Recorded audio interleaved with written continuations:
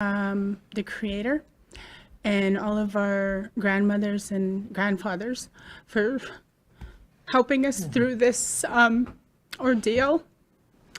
So on behalf of our family, I also wanted to thank all the people and organizations that have supported our family and Dawn throughout this long ordeal, which I know isn't over, but is just beginning in a lot of ways.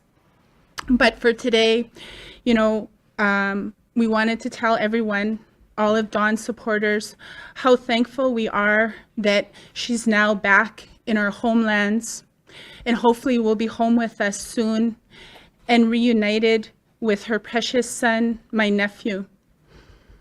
You know, there's so many people that have gone out of their way to help Dawn and to make this day possible. And if it wasn't for the countless organizations, you know, leaders and people who have helped out, Dawn would be just another Indigenous woman failed by the justice system and sitting in a US jail. So, you know, while I'm extremely grateful for today, my heart also goes out to the other families who have sisters and aunts and mothers and daughters who should be getting the help they deserve as well, rather than being punished for doing their best to survive, you know, the violence and trauma that is really targeted towards, you know, our Indigenous women, girls, and Two-Spirit people. So I have a long list of people to thank, so bear with me. We're just so grateful, and I can't thank everyone enough. But, you know, first and foremost, I want to thank the FSIN leadership and staff here today for all their support, for standing with Dawn. I want to thank Mary Culbertson and Eleanor Sunchild for always being there for Dawn. I want to thank I Don't Know More, particularly Alex Wilson and Sheila McLean. I want to thank Ishkwayawake Wichwatochik, particularly Darlene Okamesom Sikat, and also Susan Gingell. And I want to thank legal scholar Elizabeth Sheehy, who's written extensively on how the criminal justice system mistreats women survivors of domestic abuse, and who is also standing with Dawn and offering direct support. I also want to thank Matthew Behrens from Women Who Choose Life. Matthew advocates on behalf of women who have chosen life over continuing to be victims of violence, and then who are criminalized for it. And I also want to thank our entire Chief and Council of Okanese, Chief Richard Stonechild, and our head people, and the FHQ, File Hills Quipau leadership and citizens.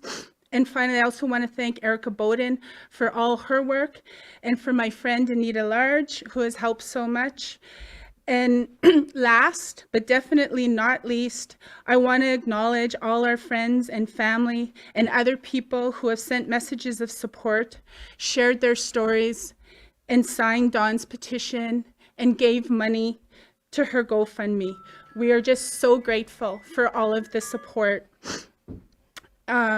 It's all made a huge difference.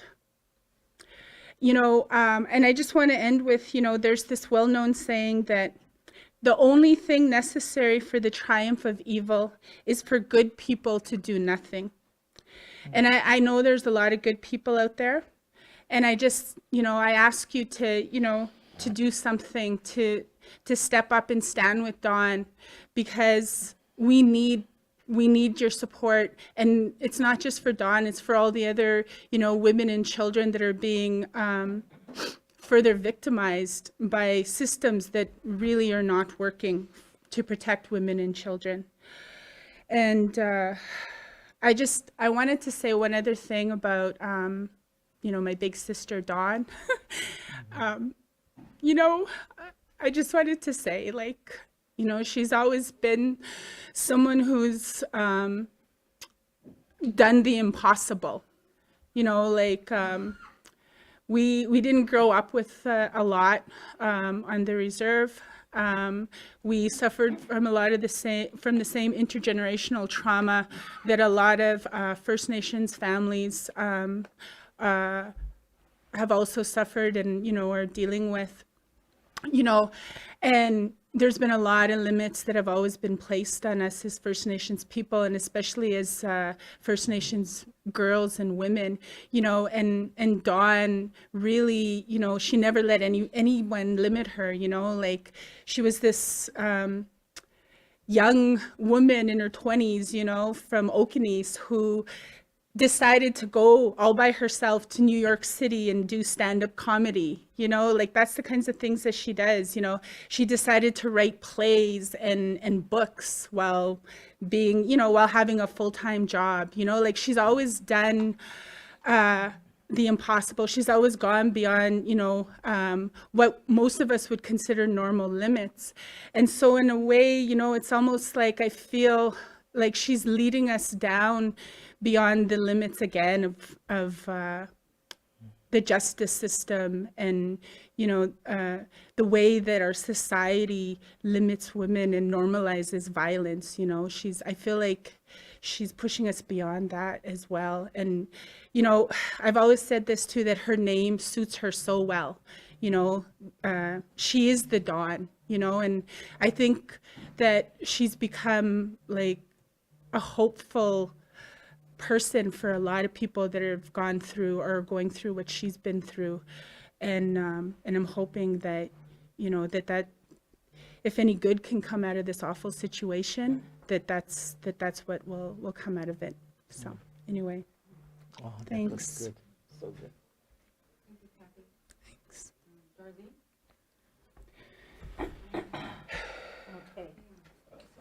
Darlene? Well, we could move over for you.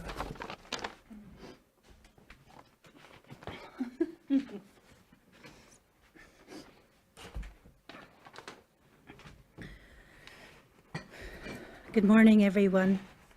My name is Darlene Rose Okamason-Seacott. I am the co-chair of Iskwoik Iwichiwichitik, Women Walking Together. It's an ad hoc concerned citizens group in Saskatoon for the last 17 years. And we primarily does work for awareness, supports, and remembrance of missing and murdered Indigenous women and girls. We have no office, no government funding. This is strictly volunteer, and throughout the years, we have worked with so many families that have had to endure their experience either alone or with some amount of policing and search involved, or we have very big circles of people around the city and around the country that are always at an extension of what we do. I'm going to give you an example of the kind of people that have been helping us throughout the years, especially the beginning. We've had Amnesty International Group 33. We've had Sask Human Rights Commission. They actually held the first Iskwoik event, December 10th, International Human Rights Day. We had the Public Service Alliance of Canada, who still contacts us, donates to us. We have the Saskatchewan Aboriginal Women's Circle Corporation, the University of Saskatchewan Ariel Sallows Chair on Human Rights, Friendship Center, just to name a few. And this is throughout the years. And I'm going to say that missing and murdered Indigenous women doesn't always entail the narrative of they're found deceased and may have been murdered. What's been disturbing for me and as activists on missing women and missing persons is that the narrative out there is that people expected Dawn and her child to be found deceased and murdered, and that's really disturbing.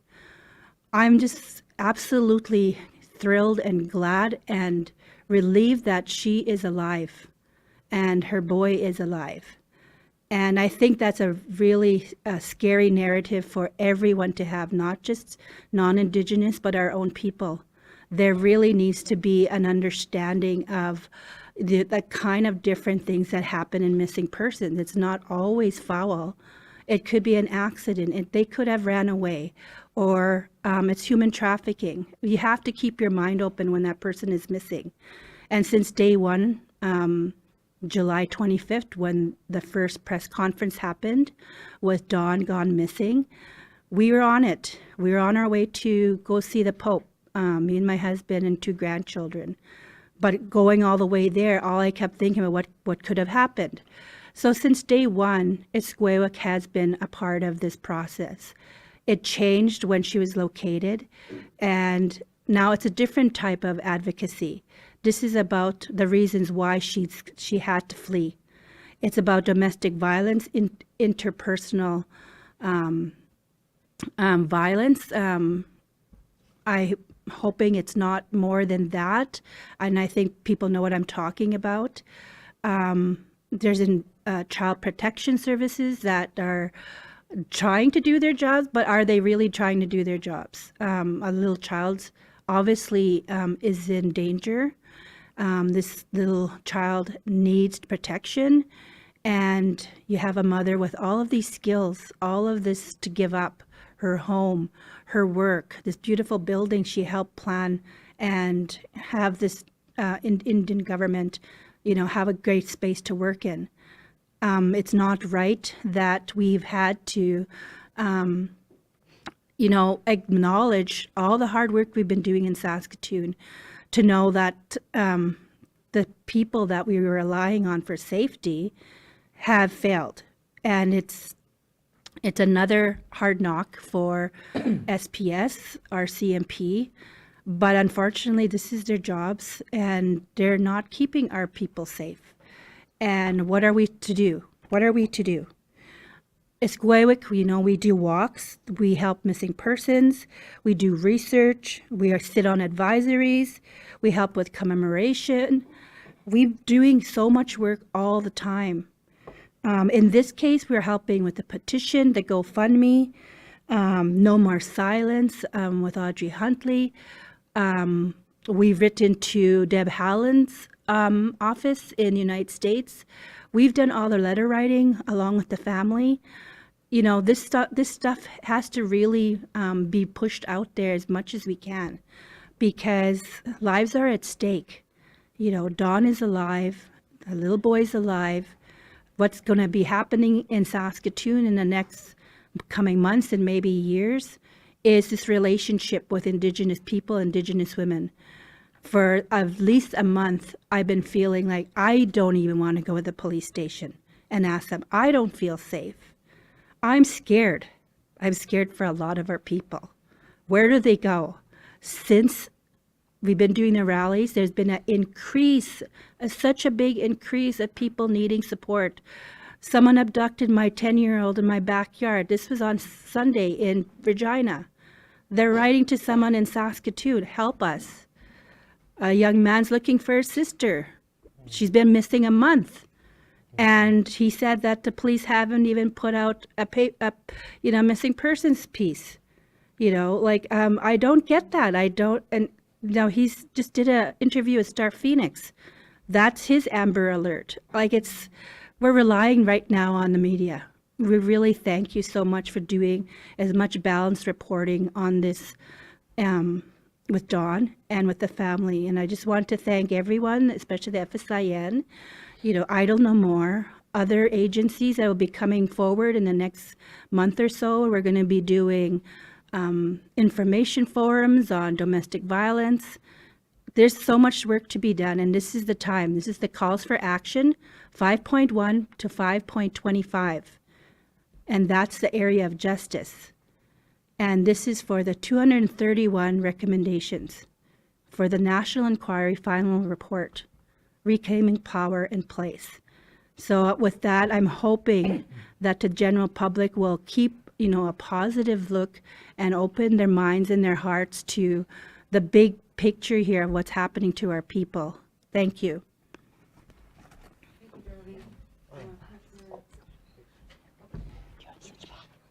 I'd like to thank that.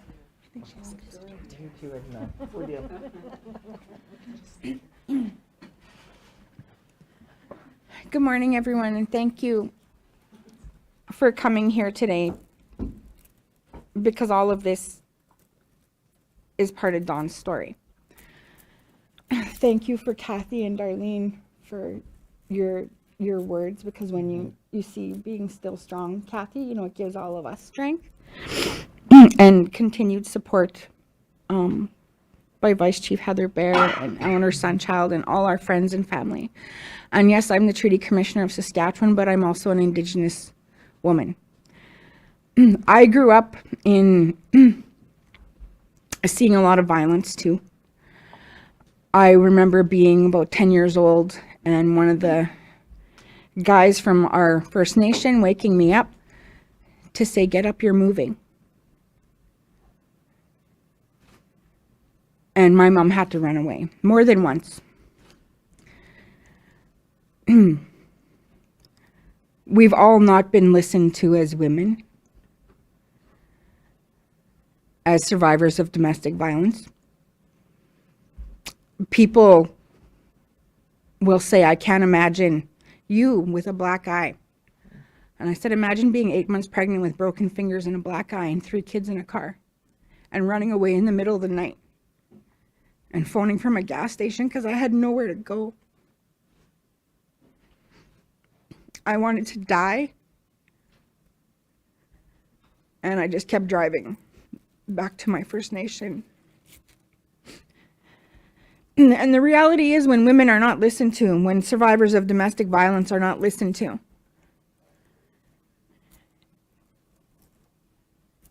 you sometimes don't feel you have any choice. I had to learn a lot as a young person, being in violent relationships, that there was no help. You weren't going to get help. And sometimes the police sure didn't listen. And we continue to see that today. One of the first things I thought was I didn't protect her enough.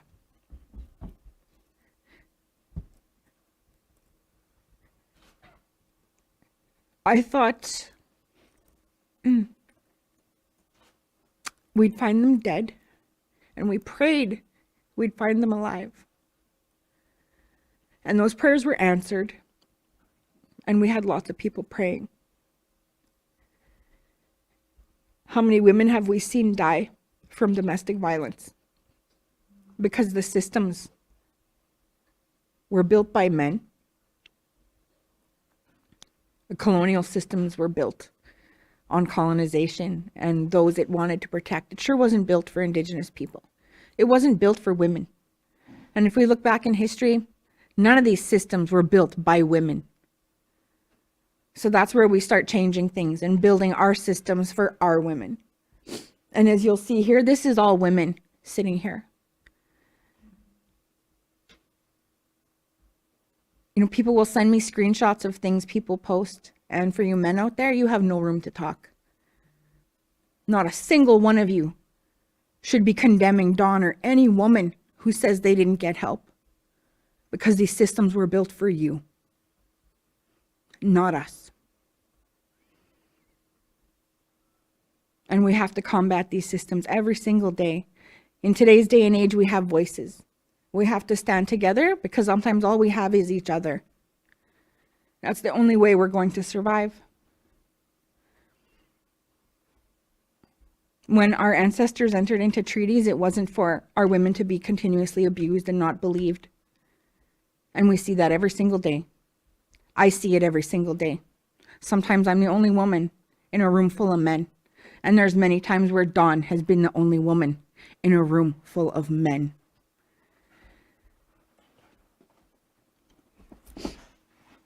We need to stand with our women. We need to put these things in place. We need to help all our people who are struggling, and they have no voice to do that.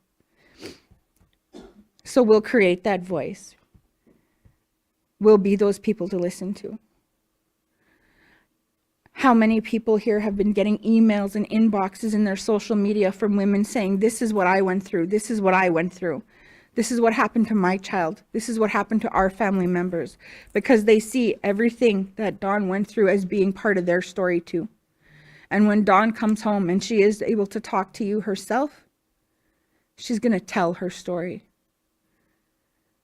So anyone who wants to condemn and have an opinion, you can put your condemnation and your opinions aside, because this is not your story. Until you walk a mile in the shoes of a woman who has had to protect their children or themselves, you have no room to talk. Thank you. Thank you. Okay.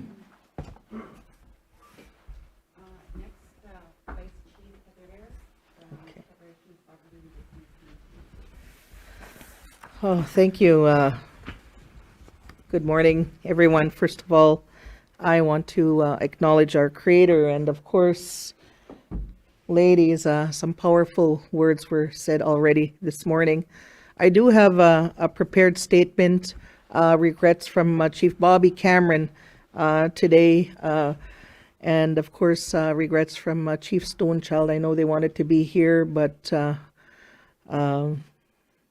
I think we have enough to get our message across today. To the staff here, thank you for being here. It's important that you're here, and I acknowledge you as well, and to the media. The FSIN is here today to stand in solidarity with not only Dawn, but to any other vulnerable woman out there that's experiencing what Dawn has gone through and what she is going through. We call for reform for our broken colonial legal system that fails to keep our Indigenous women and children safe, as well as our victims and survivors of domestic violence. Saskatchewan leads in Canada in domestic violence rates. Abuse does not discriminate, and the justice system systematically fails to protect our sisters, our mothers, and our most vulnerable. We know this. The system has failed them. Dawn fled to the United States out of a mother's love to protect herself and her child. Her multiple reported incidences of abuse were filed with both the City of Saskatoon Police Services and the RCMP. Both agencies failed to see the patterns and escalation of abuse. The fact that her reports never resulted in charges highlights the failure of the systems to recognize the reality of both intimate partner violence and abuse in all its forms. Her truth needs to be told, and we need to listen. We are calling on a thorough investigation into the Saskatoon City Police and the RCMP, the handling of her reports, to examine the pattern of abuse and to expose what level of abuse is required to result in charges of abuse. None of Dawn's degrees and accomplishments could protect her from the systemic failures of our colonial justice system. It reveals and exposes how this system is created to protect themselves and the rights of the offenders. Ask yourself, what chance does any woman have reporting abuse to local police and not only to not be believed? Then you are again re-victimized by a system that you were told existed to protect the most vulnerable.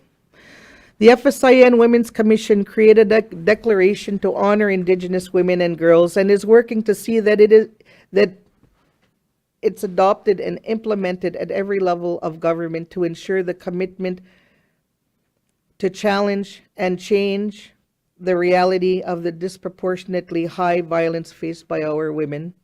The FSIN exists to advance the treaty and inherent rights of our First Nations peoples.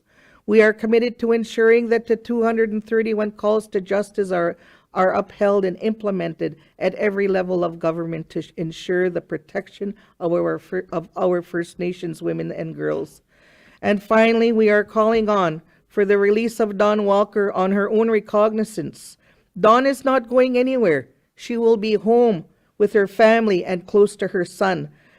Justice was not afforded to Dawn, and she is now in the fight of her life and to be reunited with her child.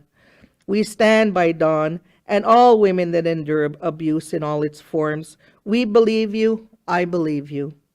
Today is the day to call for sweeping changes to how our systems handle domestic abuse reports, and fail to have mechanisms to protect and serve our most vulnerable. I also want to point out the high incarceration rates among our people, our women in the jails. There's so many that shouldn't be there. And, that's a serious gap. And, this is a widespread issue. It's not just about Dawn. It's about every First Nation, every Indigenous woman in this country. The issues are widespread when it comes to, the failure, of police response, when it comes to victim services, when it comes to, the legal aid services, when it comes to the judges and all these issues, when it comes to incarceration rates. Why are all our women filling up the jails? Indian women filling up those jails. It's the system. So we're calling on Monday for the judge to say, you can go home and try fix things. And there's so many things to fix, but like I say, they ask the question, why are our Indian women in jail? Well, the system keeps putting them there. And we're saying, stop it, put an end to that. What about the children there that are at home? The trauma that's happening in our communities each and every day. That's what we're talking about here. It's not just Dawn, all our women in prison, all our women in jail throughout this entire country. I'm tired of it. I'm tired of judges and police and everyone putting our women in prison and suffering our people. We need to put an end to it. This is a new day, a new dawn. It's coming. So my friends, I ask that we all work together to unite.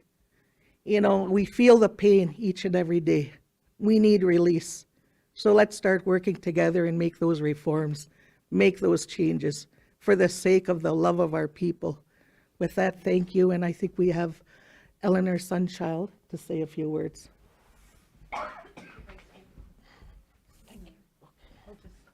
Sorry, I got to see the way there.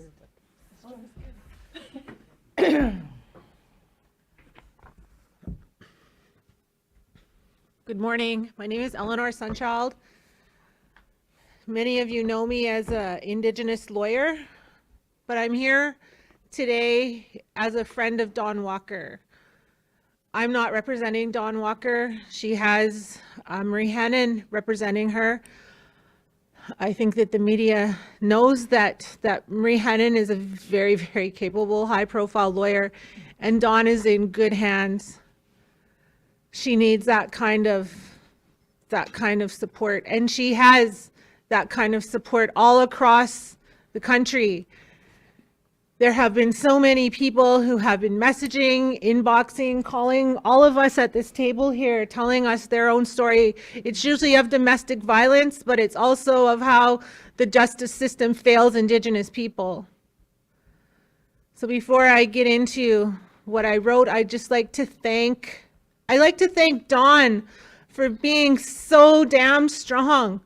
That jail in the States was really unbelievable, and she should be on her way back today. It's so good that she'll be back at home in her treaty lands and not in the States. As treaty people, as status people in Canada, we can freely cross the border. The US recognizes the J Treaty. That's why, one of the reasons why Dawn is able to come back. I'd also like to thank Dawn's family for being strong and not wavering in your support and showing your tremendous love for her. And for all of the other women who stand by Dawn, for FSIN, for supporting her, for the staff who's here, for Vice Chief, the Treaty Commissioner. Thank you, and thank you to everybody who sent messages of love and support for Dawn. We tell her when we talk to her what people are saying, and usually there's a lot of tears involved. It's been really hard for her. Not just since she left, but for years before she suffered. And that's her story to tell, and she will. But she has to be released and have the opportunity to tell it. When I was listening to the treaty commissioner talk about wanting to give up, well, I felt like that. You know, when I felt like that was when Gerald Stanley was acquitted.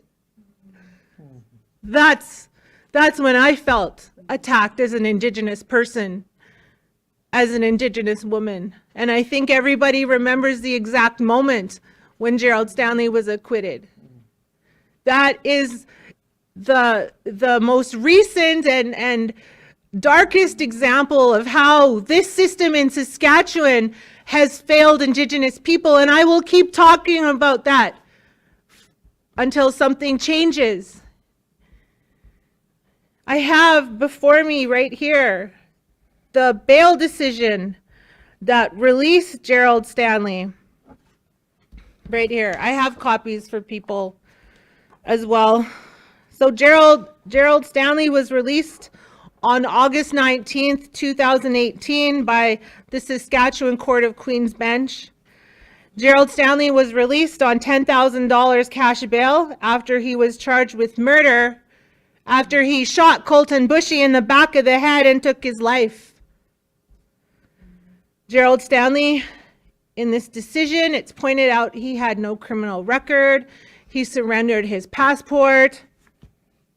Those are some of the factors that were taken into consideration when he was released. Dawn Walker, she has no criminal record. She's a celebrated author. She's a cherished member of the Indigenous community. She has so much support behind her. She has so many people that stand in her corner, and that's the purpose here of this press conference, is to show that support. And I share this release document because Dawn should be released at the very least on similar conditions on straight cash bail.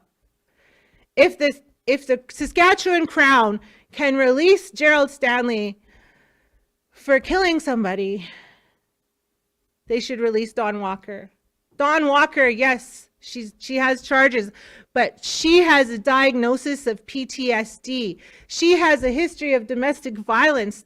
It's all been documented, and the court in Oregon took that into account. If you read what the judge said when he released Dawn back to Canada, he said, and I'm paraphrasing, "I'm so sorry that the authorities at your home didn't believe you, and I'm so sorry that you ended up in this court in Oregon, and I'm so sorry that I hope you see your son again." That was the court's words. So there you have a sympathetic court. You have a justice system there in Oregon that seemed to understand what Dawn was going through. Dawn went to the authorities here. She went to the police. She went to child protection, and nobody heard her. Dawn has a similar story to so many Indigenous women in this province, in this country, of the justice system, of the people in positions of power not believing her, not believing our people, not helping our women. Well, here is the opportunity for this province, for this Crown, to take into account, to do something good for Indigenous people, to show that this justice system is not as racist as everyone says it is. And everybody across the country, around the world, knows about the Saskatchewan justice system after the acquittal of Gerald Stanley. Everybody says that about our province. Well, here's their opportunity to do something right. Release Dawn, work with her, take into account those factors that I spoke about domestic violence, about her trauma. That's what the TRC talks about in their calls to action, is all of the trauma inflicted on our people by colonial systems. Indian residential school being one, but we also see the effects of that in the justice system, the over-incarceration of our people, the high number of missing and murdered Indigenous women. That's all from colonization. And it's time that this province, that this justice, this system started helping our Indigenous people. So in conclusion, I got on a rant too. That's good.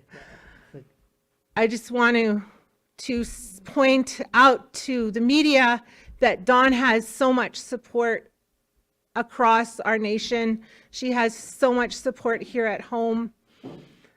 I'd like to thank everybody for listening today. Keep showing your support for Dawn. Keep signing the petitions. Keep writing letters. Keep showing up at events, because Dawn represents so many Indigenous women who don't have a way out.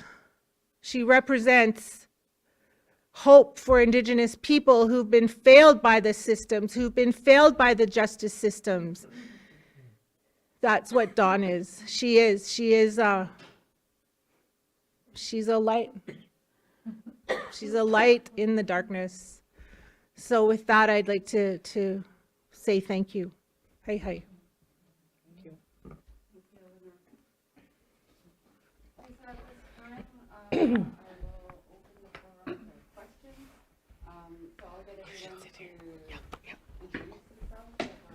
Go ahead. No, just you go ahead.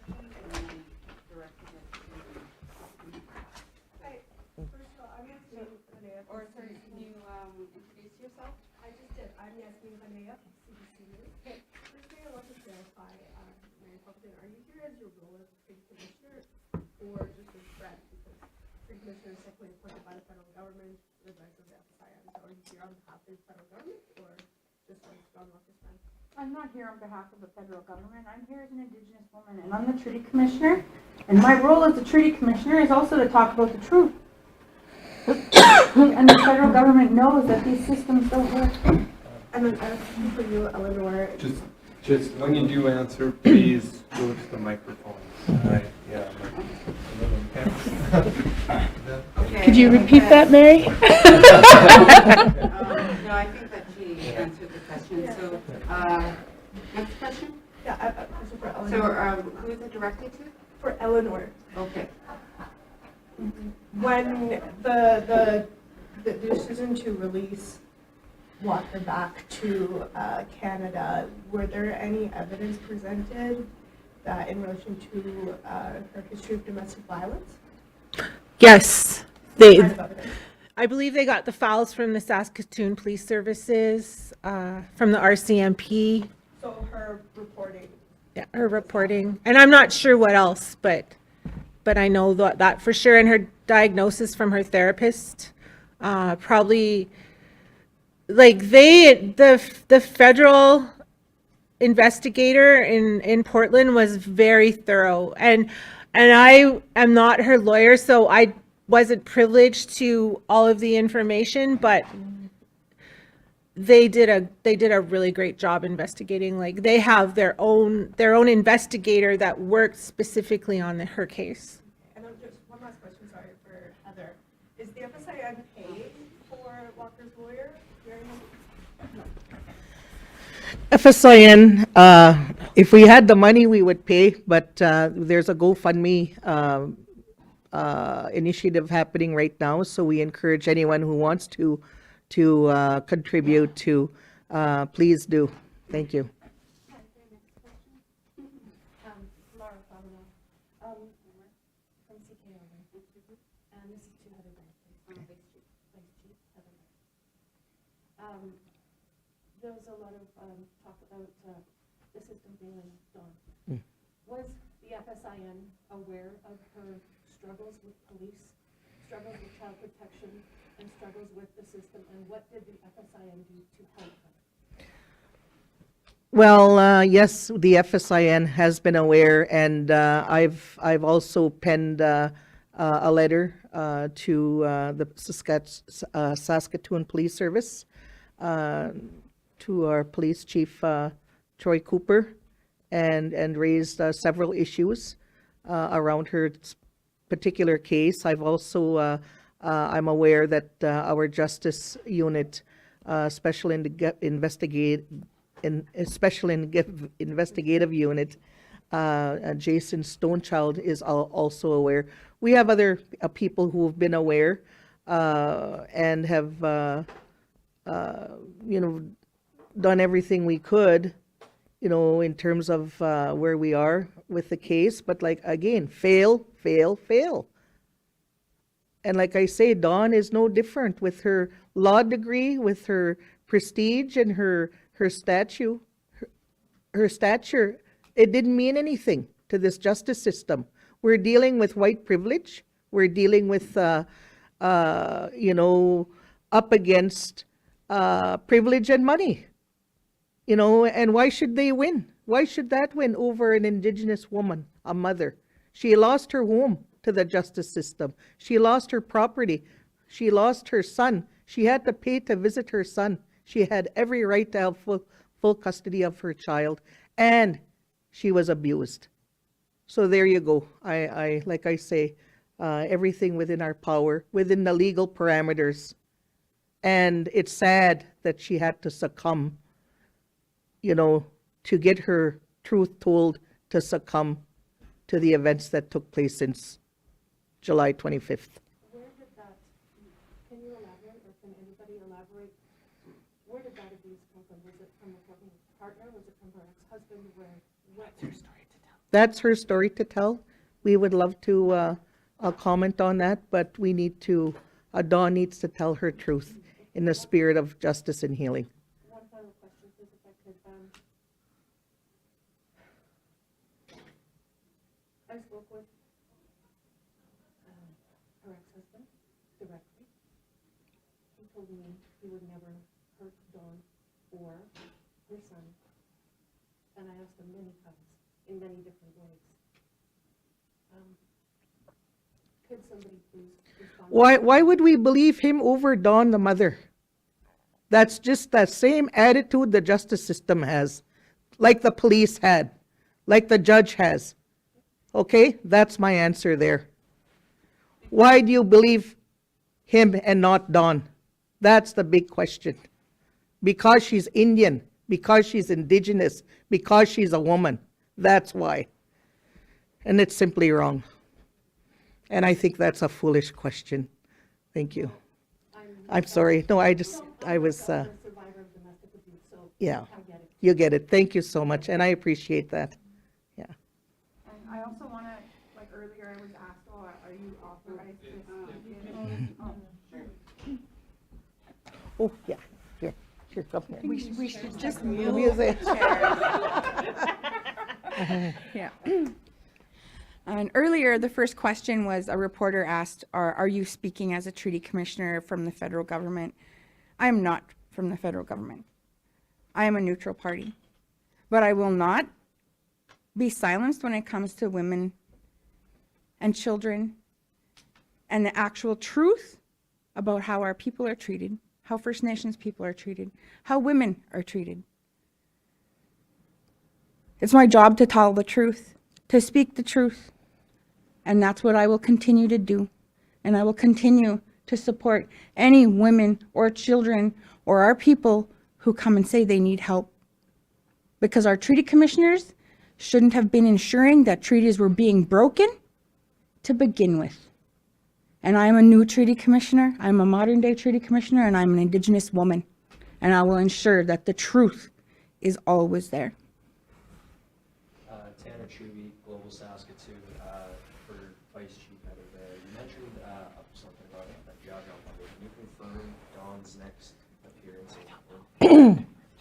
That hasn't been confirmed yet, but it's coming And quickly. do you have confirmation on where Dawn is currently right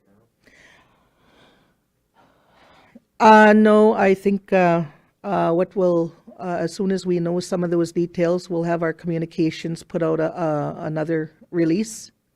Okay. Tyler Barrow, CTV, Saskatoon. Kathy, when was the last time you spoke with Dawn? Our music. So the last time I spoke with Dawn, she was still in Oregon State. And it's not that she didn't try to contact me. It's just that, the way that things work, she can only call me. And, I'd be driving, stuck in traffic or something like that. And then I got to stop and put in the credit card information. But anyway, just a whole bunch of issues with just trying to communicate, with my sister while she was incarcerated, that it's been too long, actually, since I've been able to, speak with her, hear her voice. I'm really hopeful that, now that she's going to be back in Saskatoon, that I will be able to see her and, speak with her. Yeah.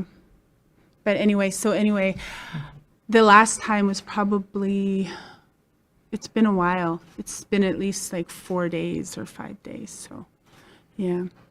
And sorry, you might have addressed earlier, when last time you spoke with Vinny.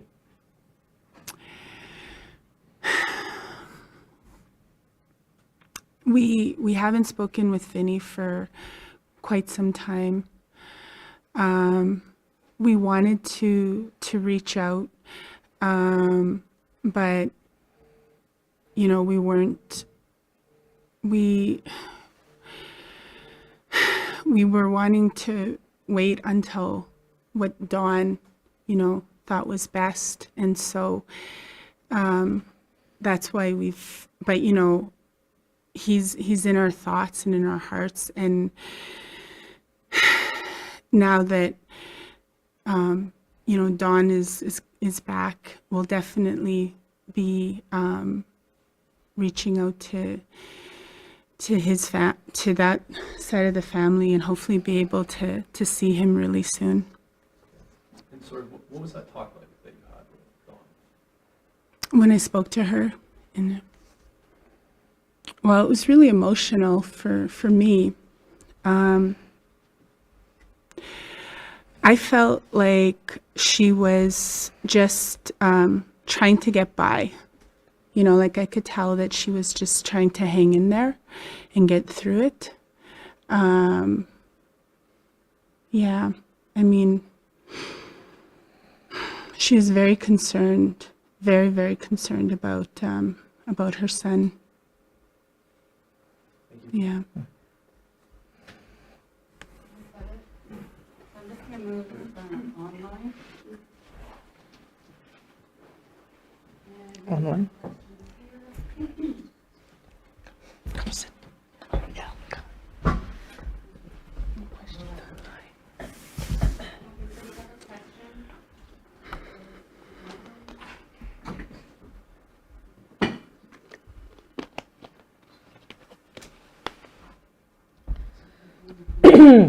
Just while we're waiting for the question, I just wanted to say as well that, we want to acknowledge the United States for recognizing and respecting tribal sovereignty and the G Treaty.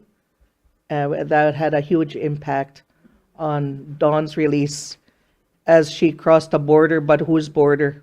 We don't recognize that border as First Nations, Indigenous people, and treaty people. Okay, so we have Chantel Bell Richard. Chantel, where are you from? Hi everyone, my name is Chantal Bell-Richard. I'm a journalist with Gimlet Media and Spotify, and I'm coming to you from Vancouver today. I had a question, and pardon me, Kathy, I think you were asked about your nephew in the last question, but the audio was a bit challenging to hear.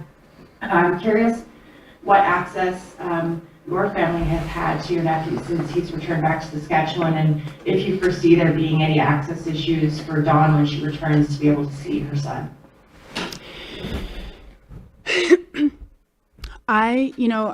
At this point, I don't know. I don't know. Like, we're hoping that there won't be any issues, but right now we don't know, because we've been focused on getting my sister out of a jail in the U.S. We've been, praying for my nephew, that he's safe and that we will be able to see him very soon. And we will be, now that Dawn's back here, we will be reaching out to that side of the family directly. And we're hoping that they will be cooperative. Thank you, Kathy. So we don't have any other questions from online. Did anyone have any final remarks? Okay, so we'll just end it off there. Okay, yeah, we'll just end it off with a call of unity. And I think that's a main message as well, you know, and to stand in solidarity with Dawn and all our Indigenous women. Thank you. Good. Thank you, everyone. Oh, boy. You see.